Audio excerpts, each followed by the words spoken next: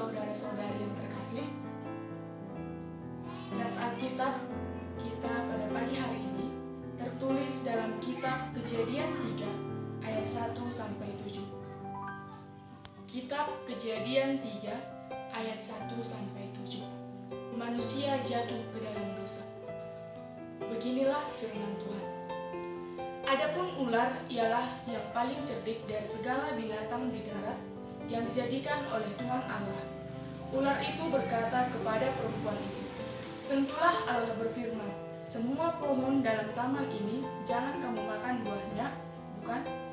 Lalu sahut perempuan itu kepada ular itu, "Buah pohon-pohonan dalam taman ini boleh kami makan. Tetapi tentang buah pohon yang ada di tengah-tengah taman, Allah berfirman, jangan kamu makan ataupun raba buah itu, nanti kamu mati." Tetapi ular itu berkata kepada perempuan itu, "Sekali-kali kamu tidak akan mati. Tetapi Allah mengetahui bahwa pada waktu kamu memakannya, matamu akan terbuka, dan kamu akan menjadi seperti Allah, tahu tentang yang baik dan yang jahat." Perempuan itu melihat bahwa buah pohon itu baik untuk dimakan dan sedap kelihatannya. Lagi pula pohon itu menarik hati karena memberi pengertian.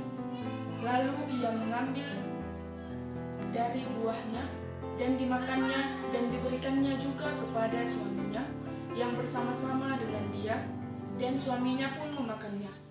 Maka terbukalah mata mereka berdua dan mereka tahu bahwa mereka telanjang.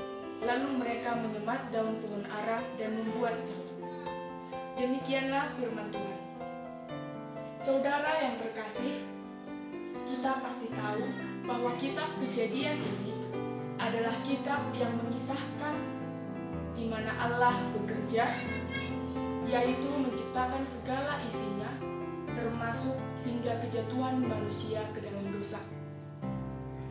Jadi, di dalam nas kita ini, kita akan membahas yaitu di mana pertama manusia jatuh ke dalam dosa. Saudara-saudari yang terkasih, iblis mempunyai banyak strategi untuk menjerumuskan kita ke dalam dosa. Strategi iblis untuk menjerumuskan kita ke dalam dosa dari dulu sampai sekarang tidaklah berbeda. Mungkin ada pertanyaan di dalam hati kita, mengapa Allah membiarkan iblis menjatuhkan manusia ke dalam dosa? Mengapa Allah membiarkan iblis menjatuhkan manusia ke dalam dosa?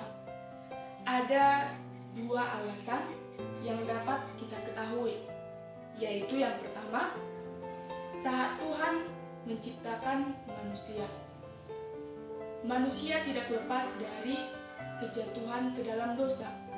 Allah menciptakan manusia menurut gambar dan rupa Allah. Namun, manusia tidak berarti tidak dapat jatuh ke dalam dosa. Yang kedua, manusia dengan keinginannya bisa dikatakan sikap bebas. Dia taat kepada Tuhan. Cinta yang sejati tidak ada paksaan. Yesus pun dicobai seperti Adam. Adam yang pertama jatuh ke dalam dosa, namun setelah Allah mengusir manusia dari Taman Eden, Adam kembali taat kepada Allah. Saudara yang terkasih, kita ini mengisahkan awal mula manusia jatuh ke dalam dosa. Sehingga dalam surat Rasul Paulus dikatakan, begini firman Tuhan, "Sama seperti dosa telah masuk ke dalam dunia oleh satu orang, dan oleh dosa itu juga maut, demikianlah maut itu telah menjalar kepada semua orang, karena semua orang telah berbuat dosa." Tertulis dalam Roma 5 ayat 12. Jika kita teliti, kita mengikuti rangkaian kisah kejatuhan manusia ke dalam dosa,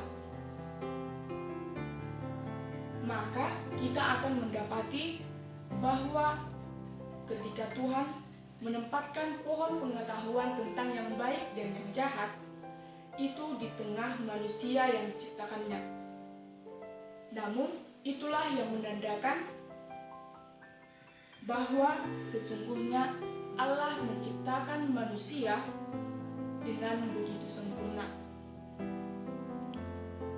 Karena manusia diciptakan dengan memiliki kebebasan dalam bertindak dan berbuat.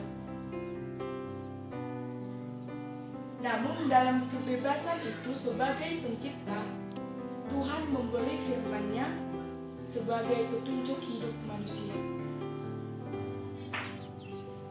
Saudara-saudari yang terkasih, namun dalam kebebasan itu, manusia telah menyalahgunakannya. Dosa telah masuk kehidupan manusia ketika firman Tuhan diabaikan oleh umat manusia ataupun dilupakan hanya karena menuruti kehendak dan keinginan dagingnya.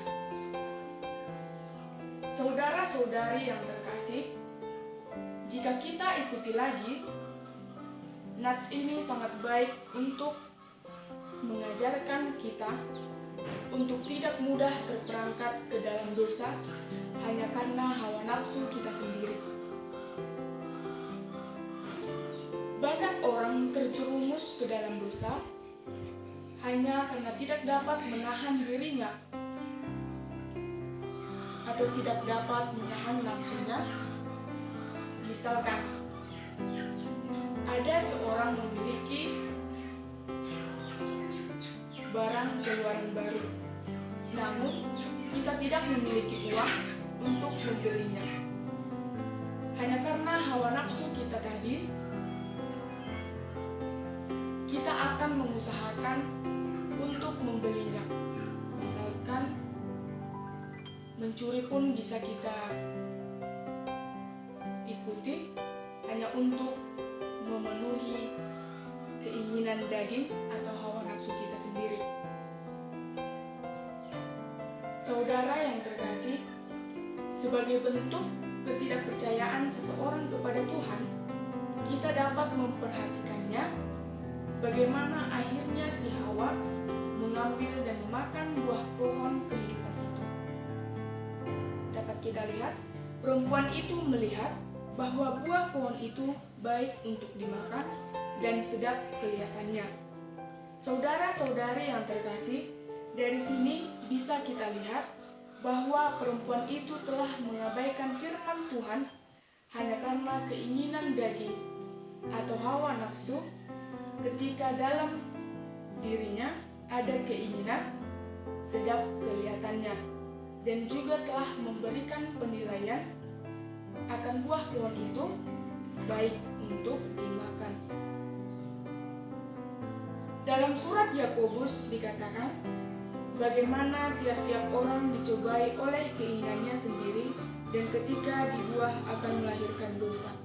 Tertulis dalam kitab Yakobus 1 ayat 14-15. Nah, saudara-saudari yang terkasih, melalui nats khotbah ini kita mengajarkan kita, yaitu yang pertama, mengendalikan diri. Mengendalikan diri memang terlihat mudah untuk dilakukan, namun kenyataannya sulit untuk dilakukan. Nats khotbah ini mengajarkan kita untuk belajar mengendalikan diri kepada hal-hal yang menjerumuskan kita ke dalam dosa. Sama seperti Hawa yang tidak mampu mengendalikan dirinya dan akhirnya jatuh ke dalam dosa.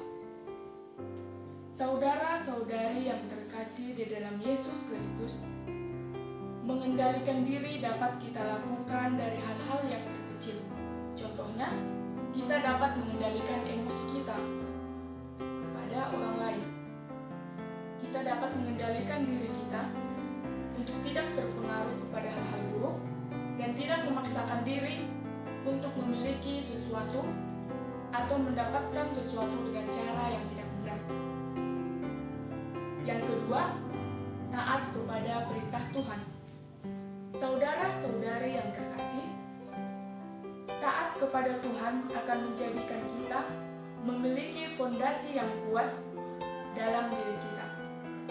Kita tidak akan mudah jatuh ke dalam dosa. Ketika Hawa tidak taat kepada perintah Tuhan, maka ia jatuh ke dalam dosa. Begitu juga dengan kita. Ketika kita tidak taat kepada perintah Tuhan, maka kita juga akan terjerumus ke dalam dosa. Taat kepada Tuhan melalui firman Tuhan yang tiap minggu kita dengarkan dapat menjadi pedoman dalam kehidupan kita sendiri. Ketiga, memakai kebebasan yang diberi Allah dengan baik. Manusia adalah ciptaan Allah yang sempurna dan diberikan Allah kuasa untuk memelihara ciptaannya. Allah memberikan kuasa kepada manusia untuk mengusahakan apa yang baik, tidak menjadi sewenang-wenangnya terhadap ciptaan Tuhan. Seperti Hawa yang diberi kuasa oleh Tuhan, namun ia tidak menggunakannya kuasa itu dengan baik. Oleh karena itu, Allah memberikan kuasa kepada kita, baiklah kita pergunakan dengan baik dan bertanggung jawab atas apa yang telah diberikan Tuhan kepada kita. Tadi, dalam nats kita ini mengajarkan kita, yaitu yang pertama, mengendalikan diri, yang kedua, taat kepada firman Tuhan, yang ketiga, memakai kebebasan yang diberi Allah dengan baik. Baiklah saudara-saudari yang terkasih, demikianlah firman Tuhan untuk kita pada pagi hari ini. Semoga firman Tuhan yang sudah kita dengarkan dan kita baca pada hari ini dapat kita jadikan sebagai pedoman dalam kehidupan kita sehari-hari. Shalom, salam sejahtera bagi kita semua.